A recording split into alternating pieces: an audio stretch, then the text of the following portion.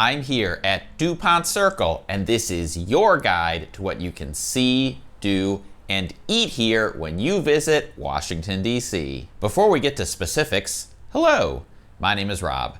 I'm a tour guide and founder of TripHacks DC Tours. On this channel, I share my best tips, tricks, and travel hacks for visitors who want to explore Washington, D.C. This is video number 6 in my Washington, D.C. Neighborhood Guides for Visitors series. So if you dig this genre, give this video a thumbs up so I know there's demand for more. And check out the other 5 neighborhoods I've already covered, which I will link to in a playlist down in the description. Dupont Circle is literally the traffic circle that I'm standing inside of right now. But it also refers to the entire neighborhood around here.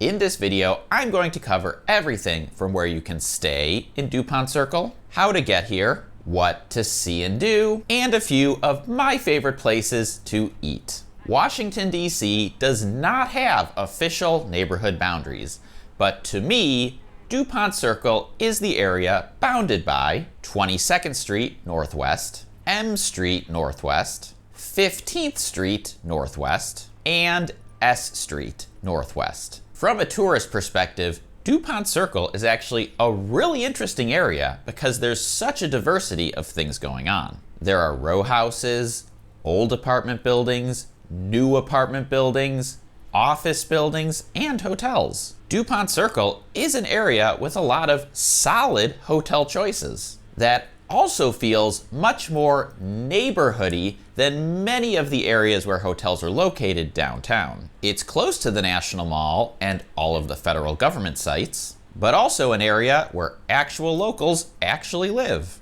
and not just a place where tourists come to congregate. Now, let's talk about getting here and getting around once you're here.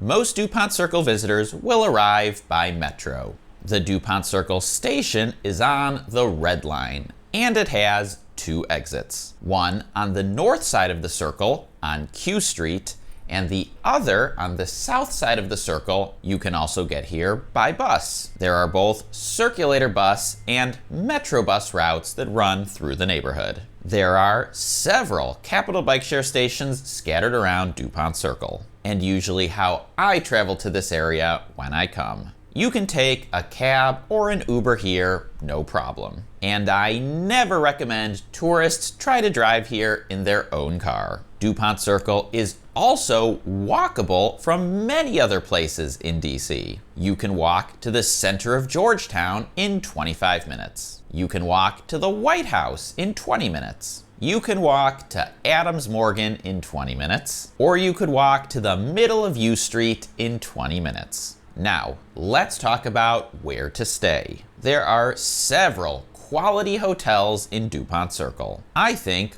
Residence Inn and Royal Sonesta, both on P Street, are solid mid-range choices. They're just a short walk from the metro station and the circle itself. The Dupont Circle Hotel is a luxury hotel that's right on the circle. And the Tabard Inn is for anyone who wants a unique, charming atmosphere that's different from what you'll get at all of the big corporate chain properties. And one of my personal favorite hotels in all of Washington, D.C. is the Mayflower. It's technically about 1 block outside of the area that I defined a few minutes ago, but honestly, it's close enough, and if you really want to stay at the Mayflower, don't let that stop you.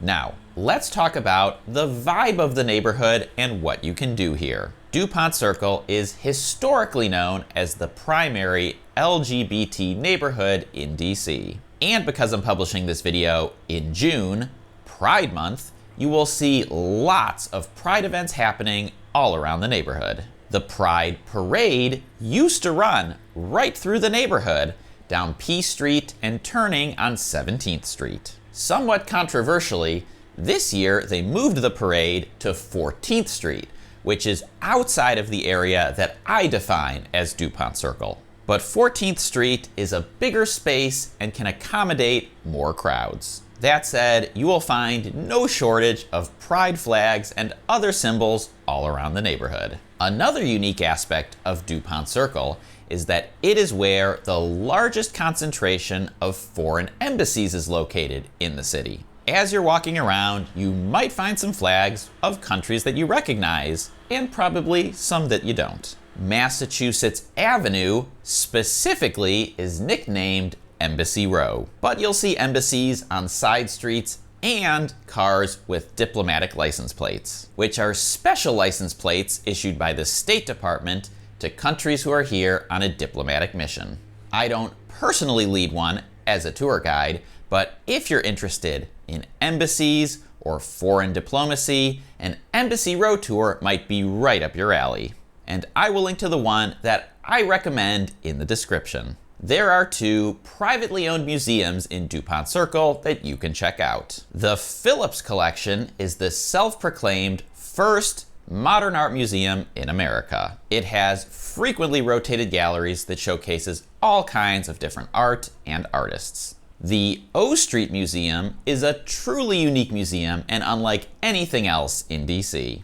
It is primarily known for its themed rooms, secret doors, and huge collection of autographed items. If you like books and bookstores, Dupont Circle is one of the best neighborhoods for you. Kramer's, formerly called Kramer Books, is a DC institution. It was one of the first in the country to combine a bookstore and a cafe, a concept that is obviously very popular nowadays.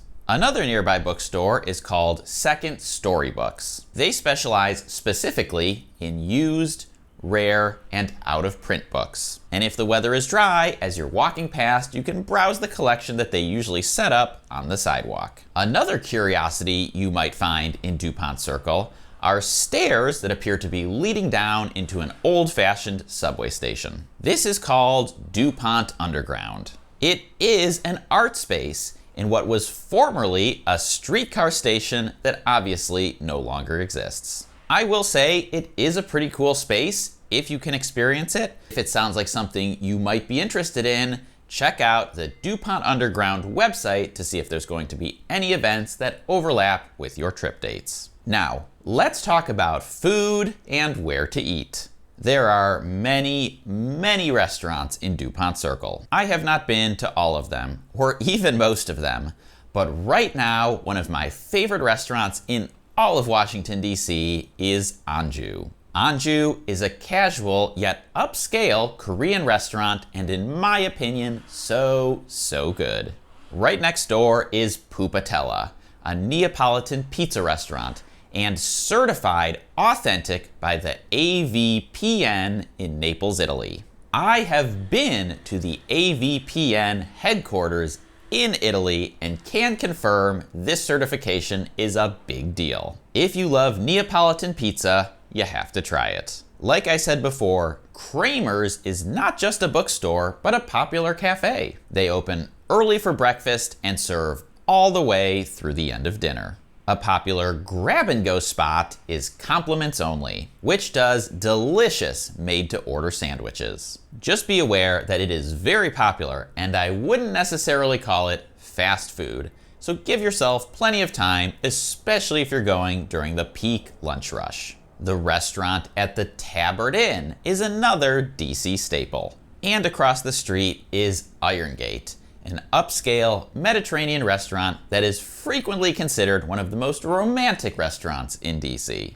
And again, one of the great things about Dupont Circle is its central location to other neighborhoods. It's only a short walk from 14th Street, which at the time I'm publishing this video, is an area with a large concentration of very popular upscale restaurants. And now I want to know from you. Have you been to Dupont Circle before? Which places in this video did you check out? Leave a comment down there and let everyone know. And then I highly recommend watching my Georgetown neighborhood guide next. Just go and click or tap right over here, right now. Enjoy your trip.